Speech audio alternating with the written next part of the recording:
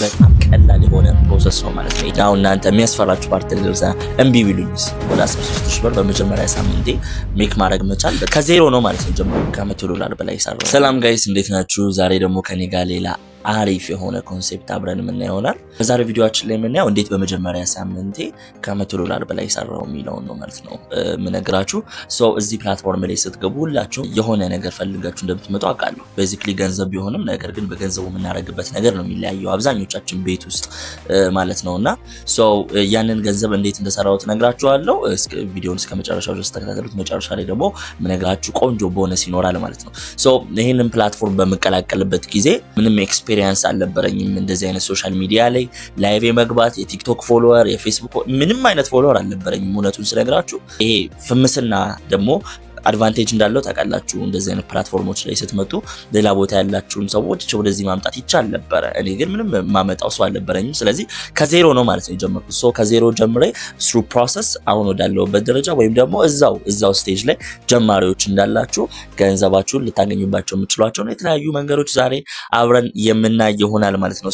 በመጀመሪያ ሳምንቴ $100 ላገኝ የቻልኩበት መንገድ ምንድነው? ኢንቪቴሽን ነው ማለት ነው።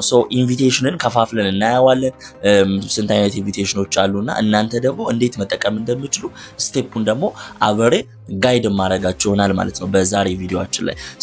$100 ማለት ምንድነው የሚለው መጀመሪያ ነው። እዚህ ጋር ደግሞ ኢንቫይት ያደረኳቸው ሰዎችን ማየት ትችላላችሁ። ፕላስ ደግሞ $100 አሁን ከረንትሊ ወደ 160 ብር ምናምን ቢሆንም የዛኔ ወደ 130 ብር ምናምን ነበረ የዛሬ አንድ አመት ማለት ነው። ወደ 13000 ብር በመጀመሪያ ሳምንቴ ሜክ ማድረግ መቻል በጣም ቆንጆ ነገር ነውና ብዙ ነገሮችን ልፈቱባቸው ትችላላችሁ።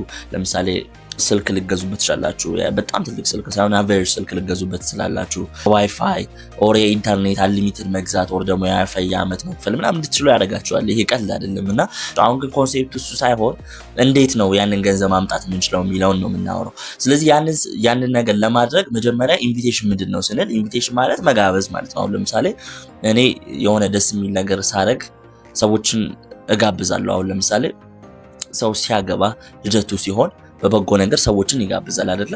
ኑ አብራችሁ የኔን ደስታ ተካፈሉ ብሎ ማለት ነው።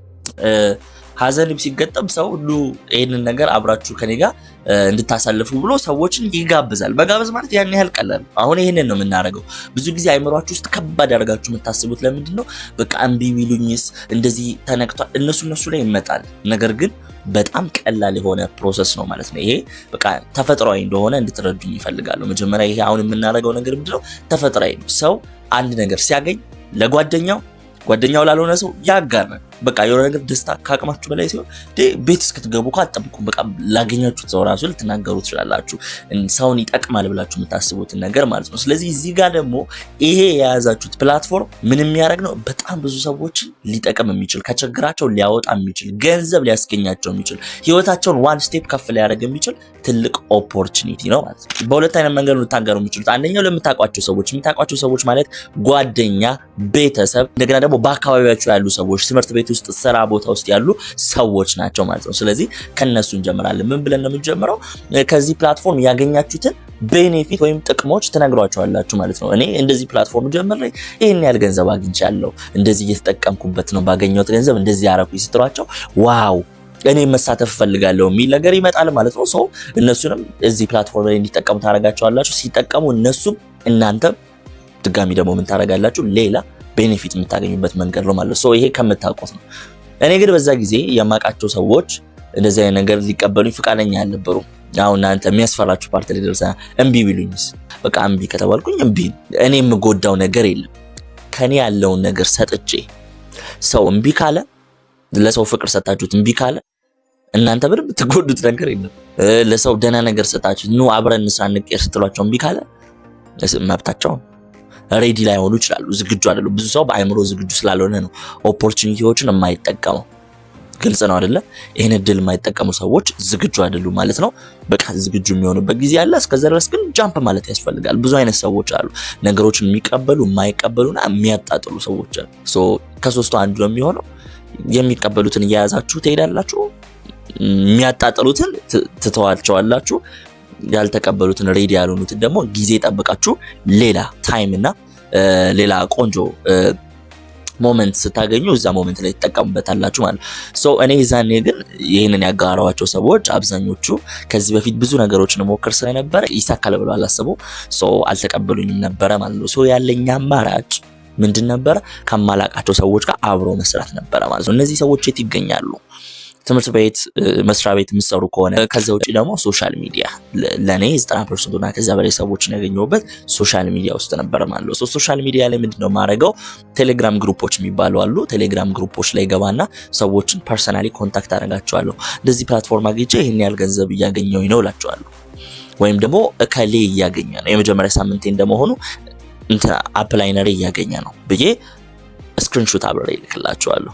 ልኬን በመልክላቸው ጊዜ እኔ ማብራሪ መስራት ፈልጋለሁ የሚሉትን ስቴፕ ባይ ስቴፕ ቪዲዮ አለች ሪካርድ ያደረኳት አጥር ያለች ቪዲዮ አዘጋጁ። በዚህ አውርደህ እንደዚህ ገብተህ እንደዚህ ላይፍ ተቀመጥ እንደዚህ ላይፍ ተቀመጭ የሚሉትን ከሁለት ደቂቃ ያልበለጠች ቪዲዮ አዘጋጁ። እሱን ልክላቸዋለሁ። እሱ ቪዲዮውና እኔን ሳያስቸግሩኝ ይመዘገባሉ።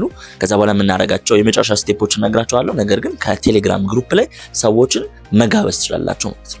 ቴሌግራም ግሩፕ ላይ ደግሞ ባን እየተደረጋችሁ እና እንደተቸገራችሁ ብዙ አካውንት መክፈት ይቻላል። ኢን ዲቴል አሁን እሱን አላወራችሁም፣ ግን በቃ በተለያዩ አካውንቶች ሰዎችን ማናገር ይቻላል ማለት ነው። እሺ ይሄን በቂ አይደለም የምትሉ ሰዎች ደግሞ ኢንስታግራም ላይ ግቡና ኢንስታግራም ላይክ ያሳያል አይደለ? ማን ላይክ እንዳረጋ አንድ ፖስት አሁን ለምሳሌ የኳስ ኮንቴንት ላይክ ያደረገን ሰው አይደለም ማውራት ያለባችሁ፣ ነገር ግን ስለመለወጥ፣ ስለማደግ፣ ስለ ገንዘብ ኦንላይን መስራቶች እንደዚህ አይነት ነገሮች ላይ ላይክ ያደረገ ሰውን ካለ እሱን ገብታችሁ ታወሩታላችሁ ማለት። ተመሳሳይ ወሬ ስክሪፕቶች ምናምን ከፈለጋችሁ ደግሞ ሌላ ቀን ተጨማሪ ቪዲዮዎችን እንሰራላችኋለሁ። በዛ ያለ ኢንቪቴሽን ቪዲዮ እንድሰራላችሁ የምትፈልጉ ከሆነ ስራልን ብላችሁ ኮሜንት ላይ ጻፉልኝ። ከዛ በተጨማሪ ደግሞ ቲክቶክ ላይ ደግሞ ኮሜንት የሚያደርጉ ሰዎች አሉ። ኦንላይን እንስራ ምናምን ሲባባሉ ገብተው እኔን አሰራኝ ምናምን የሚሉ ሰዎች አሉ። እነሱን ታወራላችሁ፣ ቪዲዮ ፖስት ማድረግ ትችላላችሁ። ቫይራል ከወጣ ወጣ፣ ካልወጣ ደግሞ በቃ እንደዚህ ኮሜንት ላይ ሰዎችን ማናገር ይቻላል ማለት ነው።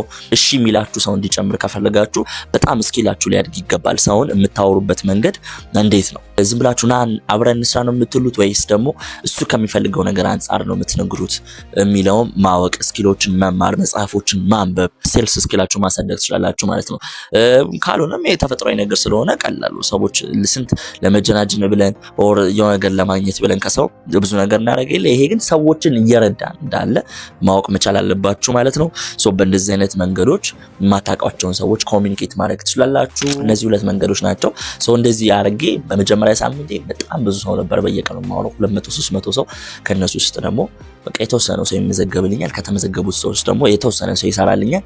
ከሚሰሩት ጋር እየቀጠልኩኝ ከዛ በኋላ ደግሞ የነሱን አቅም መጠቀም ትጀምራላችሁ ማለት ነው። አብሯችሁ መስራት የሚጀምሩ ሰዎችን እነሱ ደግሞ እናንተ የሰራችሁትን ነገር ዱፕሊኬት እንዲያደርጉት እንዲያባዙት በማድረግ ቲማችሁ እያደገ ይመጣል ማለት ነው። 1-2-3 እያለን አሁን በጣም ብዙ ሺህ ነን ባይዘውና ይሄንን እንደዚህ ትልቅ ቲም መገንባት የምትፈልጉ ቆንጆ ገቢ ማግኘት የምትፈልጉ ሰዎች ይሄን ፕሮሰስ መጠቀም ትችላላችሁ። በመጀመሪያ ሳምንታችሁ ሆኖ ፖፕሌት ጀማሪ ሆናችሁ ደግሞ እሺ አንተ ቲም እየሰራ ነው ገንዘብ የምታገኘው እኔ እንዴት ላግኝ የምትሉ ሰዎች ይሄ መልስ ነው ማለት ነው። ሰዎችን ኢንቫይት በማድረግ ከተለያዩ ፕላትፎርሞች ላይ ወደዚህ ፕላትፎርም በመጋበዝ ልዩነቱን ጥቅሙን በማስረዳት ውጤታማ እንዲሆኑ ማድረግ ትችላላችሁ ማለት ነው።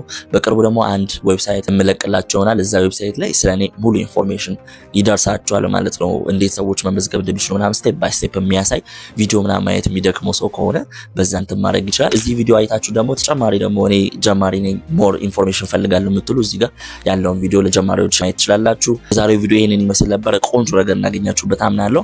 ቀጣይ ሳምንት ደግሞ በሌላ ቪዲዮ እስከምንገናኝ ድረስ ሰብስክራይብ ማድረግ እንዳትረሱ። ሰብስክራይብ አድርጎ ኮሜንት ለሚያደርግ ሰው ቀጣይ ሳምንት ስመጣ ቆንጆ ሽልማት ይኖረዋል ማለት ነው። ፖፕ ለሚሰሩ ከሆነ በኮይን ሊሆን ይችላል።